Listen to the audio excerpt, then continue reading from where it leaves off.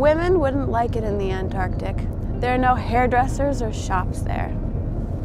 That was an actual quote from a letter sent to a woman who applied to do research here in the 1960s. Some women still weren't allowed to work here until the early 1980s. It's been over 30 years.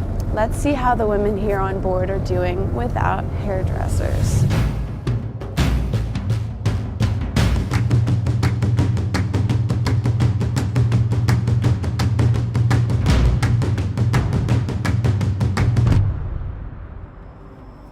I'm driving the ship twice a day. To smell the wind and the fresh air of Antarctic, for me, is the work I was dreaming about since so many years. I'm an onboard campaigner from Korea. I'm here to create a photo and a video documentary about the Greenpeace campaign. We're 3 mates and 2 of the mates are women. As the second mate, you're also responsible for all the bridge equipment. I'm up when everybody else is sleeping.